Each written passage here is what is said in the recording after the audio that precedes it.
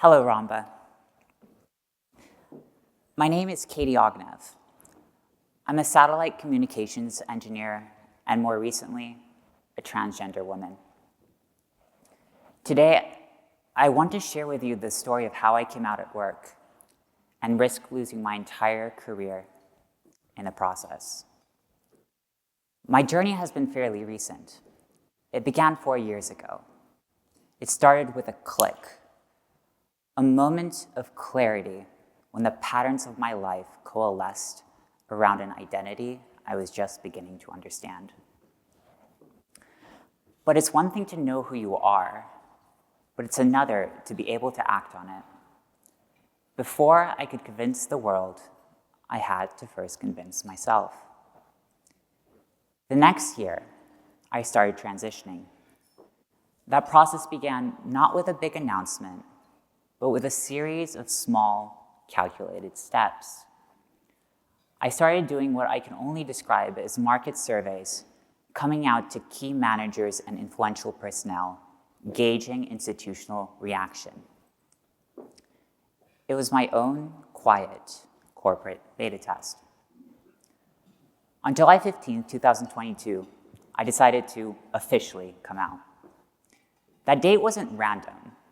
It was strategic. Just days earlier, I had successfully presented in front of over 50 C-suite executives, industry experts, and customers. I had demonstrated my value in the most undeniable way possible.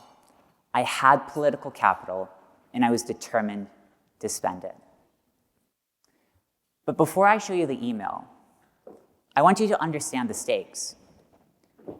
It is no secret that trans people face discrimination. Honestly, it's kind of an understatement at this point.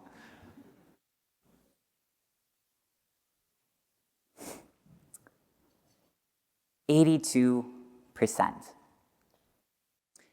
It's probably a good thing I didn't know this statistic when I was coming out, because this isn't a coin flip. It's a mountain. This is the reality. And with that reality in mind, I took a deep breath, and this is what I wrote. That Friday, on July 15, 2022, at 12:41 p.m., I wrote an email and in a moment of cheekiness gave it the subject line, "A slight change." In it, I did 3 things. First, I declared my identity. I am transgender, will be going by she, her pronouns. Second, I built a bridge. I know this will take some time to get used to. It's still a learning process for me too. And thirdly, I extended a hand. Thank you for partnering with me on this journey. At 12:41 p.m., I hit send. It took 2 hours before I could even dare to look at my computer. Was my job safe? Would my coworkers even respect me? Did I even have a career anymore? When I did, my inbox was flooded. The first email I saw came in 5 minutes after I had sent that email. It was from my program manager, and honestly, I think he was more scared of that email than I was.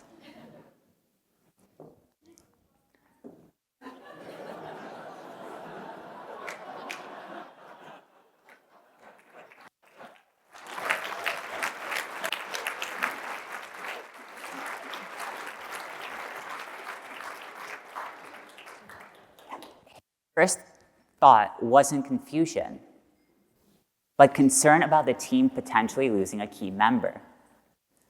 Seeing that email, I knew my professional value was secure. The next email I saw came in 7 minutes after I'd sent my email. It was from one of the most important people in my life, my first manager and mentor.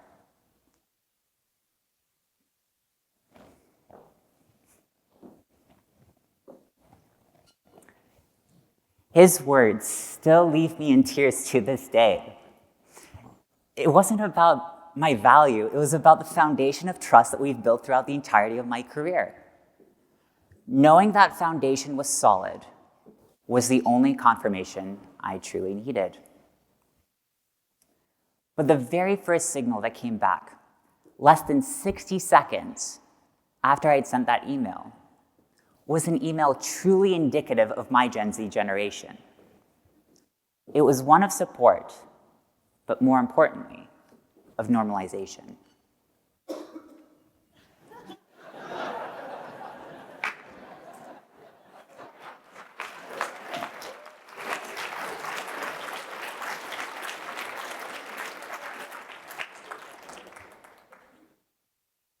Seeing that email, I had to make sure the O's were exact numbers, so I'm pretty proud about that. But seeing that email, I knew I had emerged victorious. But that victory wasn't mine alone. I wasn't the first person to transition in that workplace, and I certainly won't be the last. My success stands on victories built by others. It took legal victories for the right to be seen, fought for by activists when it was dangerous. It took social victories from communities like ours that choose to be visible and connect. And it took economic victories by countless people who fought for our right to contribute in the workplace. A series of slight changes got us here, and it's going to take a series of slight changes to get us to where we want to go. This is me today. This was me 7 years ago, ironically in a fraternity composite photo. You laughed, but I was Brother of the Year.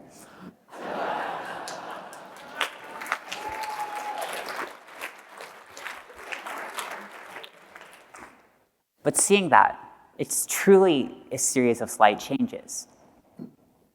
That freedom of being who I am has made me a better engineer, a better leader, and most importantly, a better person. My story has a happy ending, but that 82% statistic is real.